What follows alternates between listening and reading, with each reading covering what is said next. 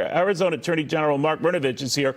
He's leading a coalition of at least 19 states right now trying to find out whether BlackRock's leftist agenda or woke agenda is getting in the way of doing what's in the interests of the folks for whom it is supposed to be doing the investing. Attorney General, kind to join us right now. Very good to see you again, sir.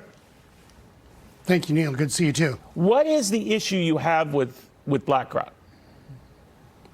Well, there are several issues, but me and my colleagues are worried that as BlackRock manages literally trillions of dollars investments, including state pension funds, including maybe your 401k or your retirement fund, they have this radical leftist agenda.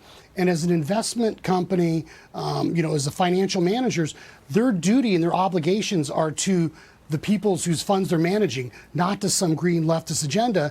And they have a duty of care and an obligation to make sure they're taking care of those folks and not some radical agenda. And as well, there's always concerns that them and other fund manager and big banks are essentially colluding to pressure corporate America to adopt these woke or ESG standards. Now, BlackRock, I think, has claimed, and we've reached out to them, they've yet to get back to us, but that this is part of a dialogue, not any of this strong arming you talk about. What do you say?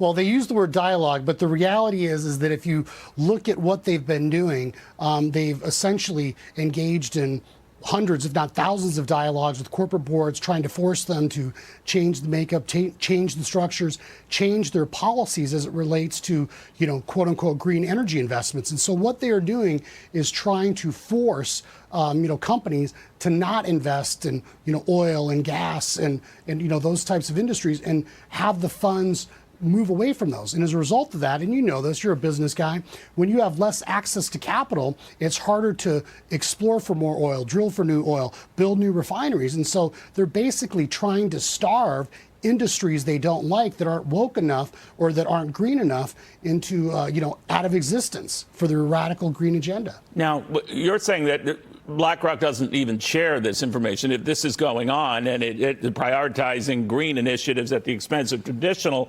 energy, investors wouldn't know it, right?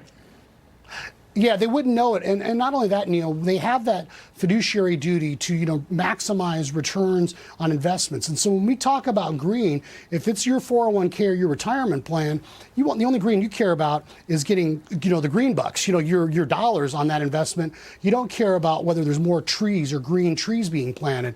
And so that's their duty. And if they want to, advance some sort of agenda, they can do it. But they're using state pension funds and your retirement investments to do it, to basically strong arm, other institutions and colluding together with big banks and other financial institutions to starve capital from these, from the fossil fuel industry. Now, I know the other attorneys general involved in this are from Nebraska, Alabama, Arkansas, Georgia, Idaho, Indiana, Kansas, Kentucky. When I was looking at this, General, they're all Republican-run states, conservative states by nature.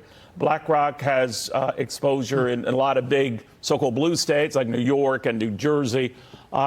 Is this sort of like a red and blue thing? Red states not keen on this, blue states so far okay with this?